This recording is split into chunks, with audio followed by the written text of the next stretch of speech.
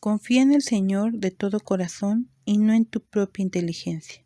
Reconócelo en todos tus caminos y Él allanará tus sendas. Proverbios capítulo 3 versículos 5 y 6.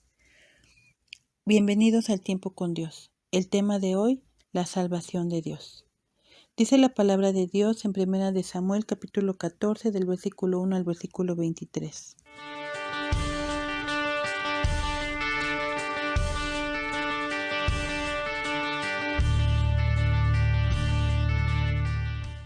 Aconteció un día que Jonatán, hijo de Saúl, dijo a su criado que le traía las armas: Ven y pasemos a la guarnición de los filisteos que está de aquel lado.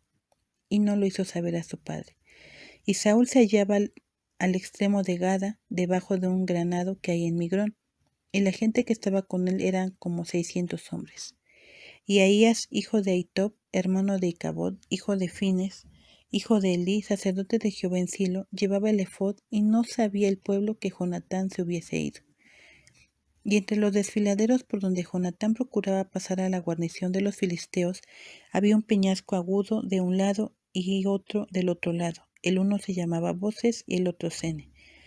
Y uno de los peñascos estaba situado al norte, hacia Micmas, y el otro al sur, hacia Gaba.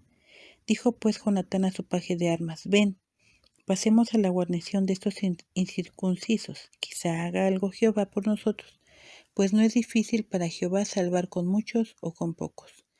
Y su paje de armas le respondió: Haz todo lo que tienes en tu corazón. Ve, pues aquí estoy contigo a tu voluntad.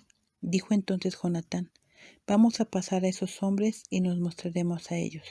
Si nos dijeren así: Esperad hasta que lleguemos a vosotros, entonces nos estaremos en nuestro lugar y no subiremos a ellos. Mas si nos dijesen así: Subid a nosotros, entonces subiremos, porque Jehová los ha entregado en nuestras manos, y esto nos será por señal. Se mostraron pues ambos a la guarnición de los filisteos, y los filisteos dijeron: He aquí los hebreos que salen de las cavernas donde se habían escondido. Y los hombres de la guarnición respondieron a Jonatán y a su paje de armas, y dijeron: Subid a nosotros, y os haremos saber una cosa. Entonces Jonatán dijo a su paje de armas: Sube tras mí, porque Jehová los ha entregado en manos de Israel. Y subió Jonatán trepando con sus manos y sus pies, y tras él su paje de armas. Y los que caían delante de Jonatán, su paje de armas que iba tras él, los mataba. Y fue esta primera matanza que hicieron Jonatán y su paje de armas, como 20 hombres, en el espacio de una media yugada de tierra. Y hubo pánico en el campamento y por el campo, y entre toda la gente de la guarnición, y los que había ido a merodear, también ellos tuvieron pánico, y la tierra tembló. Hubo pues gran consternación. Y los centinelas de Saúl vieron desde Gada de Benjamín cómo la multitud estaba turbada e iba de un lado a otro y era deshecha. Entonces Saúl dijo al pueblo que estaba con él: Pasad ahora revista, y ved quién se haya ido de los nuestros. Pasaron revista, y he aquí que faltaba Jonatán y su paje de armas. Y dijo Saúl a Ahías: Trae el arca de Dios, porque el arca de Dios estaba entonces con los hijos de Israel.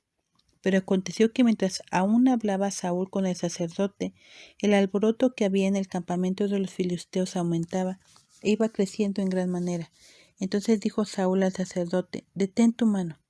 Y juntando Saúl a todo el pueblo que con él estaba, llegaron hasta el lugar de la batalla, y he aquí que la espada de cada uno estaba vuelta contra su compañero, y había gran confusión. Y los hebreos que habían estado con los filisteos de tiempo atrás y habían venido con ellos de los alrededores del campamento, se pusieron también del lado de los israelitas que estaban con Saúl y con Jonatán. Asimismo, todos los israelitas que se habían escondido en el monte de Efraín, oyendo que los filisteos huían, también ellos los persiguieron en aquella batalla. Así salvó Jehová a Israel aquel día, y llegó la batalla hasta Bet-aven. Mientras la mayoría de israelitas se escondieron al ver al ejército filisteo, solo Jonatán y su siervo tuvieron el valor de enfrentar al enemigo. Con la confirmación de Dios, atacaron el campamento filisteo, y Dios hizo el milagro de confundir al enemigo, y comenzaron a matarse entre ellos.